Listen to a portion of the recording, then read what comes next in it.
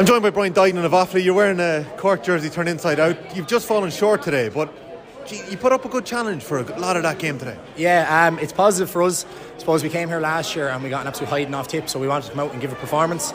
A lot of it was to do with getting a bit of respect from people around the country, so they knew that we're not going to be a team that gets walked over the whole time, and them 2 goals at the end gave us a great boost. That's why we're all coming off the field happy, because we finally put up a performance against a big team that's we can be proud looking back on. Yeah, you can see that, because you were certainly in that game just before Patrick Horgan's third goal in the 54th minute. You had a goal chance, and it really would have made it really edgy in the last 10 minutes, and then Cork kind of pull away after that.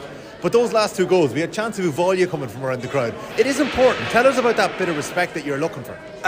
Again, like the crowd in the 20s pulled, and a lot of time we were going to matches looking at it, and we were playing Division 1 league here around here, and you're looking at a couple of hundred people, and we were going, what do people think of us? And that's no disrespect to the Offaly crowd, because they're great supporters.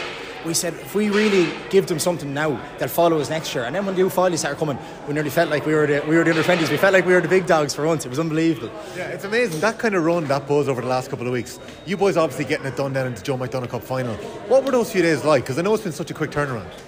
It's special, I suppose, when you're coming from Offaly and you're not used to winning, and we don't really have a history of winning. All of us grew up through probably the worst time, and then all of a sudden you're winning matches, and you're winning matches, and you're on a buzz, and training's unbelievable, and all the young lads are coming in, they're hopping, and it just makes everything so much more enjoyable. If you're losing, it's not as fun. Like, of course not. Brendan Maher giving you a wee shout there from the dressing room. What's he added to the Offaly backroom team? I suppose just serious like he know-how about what it takes to play at the top level. Like, when he talks, everyone listens. Even Johnny's quiet for once. So Brendan talks and he tells us about like what happened when he was playing and what's going to happen today, and everything he says is right. It's unbelievable. He's a genius.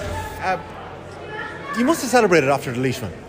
Celebrated a bit, yeah. It didn't affect you today. Like, you put in a superb performance. We went training on Tuesday, and said Brian Roche, the S&C, got it out of us. He seriously pushed us on Tuesday. There's a few boys coming off sore then, but it was further better. We needed to get it out of the system. So yeah, but that's good to hear, though, that you actually got to appreciate something as big as winning the Joe McDonagh Cup, because that was important. Yeah. Well, our goal at the start of the year was play Division 1 hurling and win the Joe Mac. So when the Joe Mac was over, we'd achieved our goals. We were going into bonus territory, and we were just going to go out and give it everything. So whether we gave a good performance for 50 minutes or 60 minutes, once we showed up, we were happy, and thank God it actually worked for 74 minutes. We actually played well. So exactly. It's so tight after full time here. I'm going to ask you a long-term question.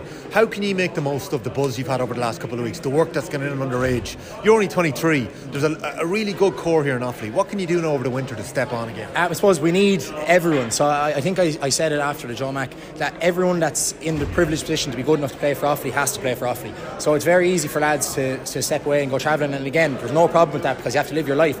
But if you're in a position to play for Offaly, we need you. We need these young lads coming through. They need to hit the gym.